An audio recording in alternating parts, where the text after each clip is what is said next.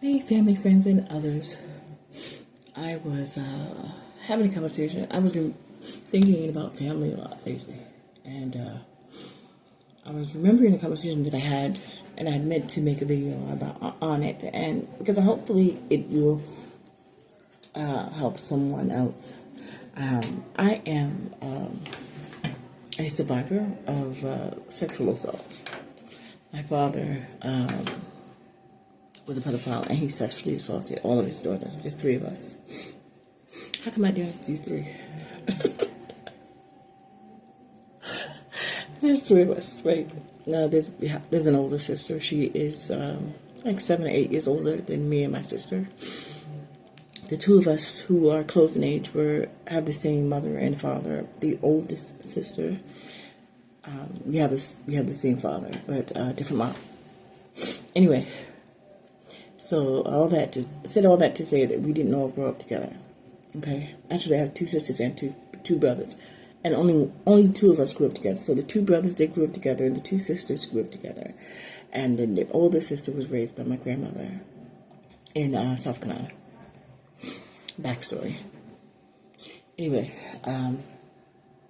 the three of us are survivors of, depending on who you ask, of sexual assault by my father. And for a long time, I was very angry for many reasons. Because it wasn't just sexual assault, physical assault, mental abuse. It was just like any word that ends in abuse. It was that. Sometimes you have to laugh in order to keep from crying. So I'm not making light of the situation. Please don't come for me for some stupid shit. Anyway, so I used to be very, very angry at my oldest sister for a long time. I was talking to a cousin of mine, and over the past couple of years, I realized I cannot be angry at her. Why was I angry? I was angry because me and my sister, the two of us who are close in age, we went through a lot together, and no matter who you talk to, no one could really understand what we went through, what we were having to deal with on a daily. Even after being removed from the situation, you still have to talk about it. You still have to deal with family and friends and associates and acquaintances and social services and the professionals around that whole arena. And back then, I don't even know if it's back then. It may still be prevalent today, but a lot of people didn't really believe, like, oh, he wouldn't do that. He couldn't do that. He's such this. He's such that. What happened? And even those that did believe, it was, it was like, do you really, why are you still asking me these questions? Why you want me to tell you the same story over and over again? Are you waiting to see if my story changes? And it was always, why you didn't do this and why you didn't do that and whatever. Anyway, so I felt that my oldest sister, who had been removed from the home earlier, because it happened with her earlier when we were still like 6, 7 years old, and when all of the hustle and bustle in the house was going on, with having him removed, we didn't know what was going on. The physical abuse that we were going through, we didn't know that it was physical abuse because we thought that's how everyone was chastised. We thought that's how everyone was disciplined. We didn't know that, being scarred for life, being beaten till you bleed. We didn't know that wasn't normal. Okay. Anyway, but after we got older, and then my father started targeting.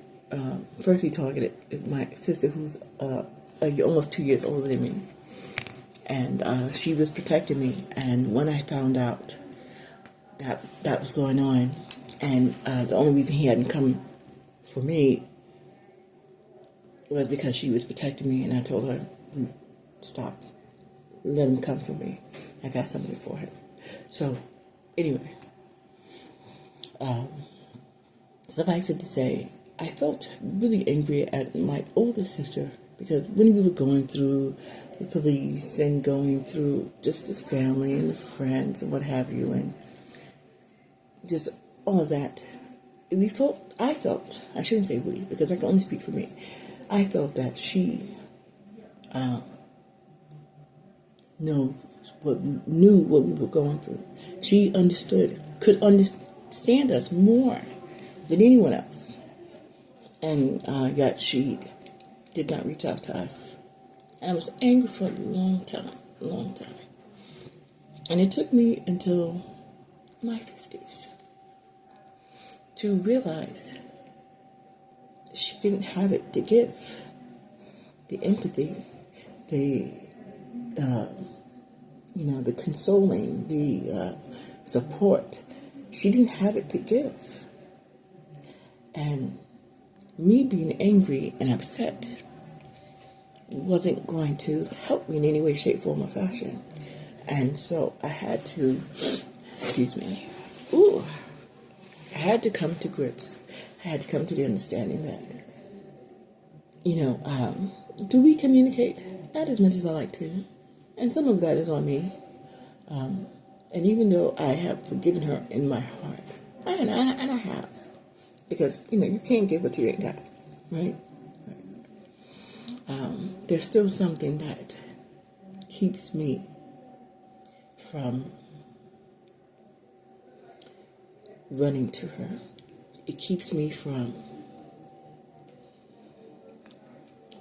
engaging with her fully, if that makes sense.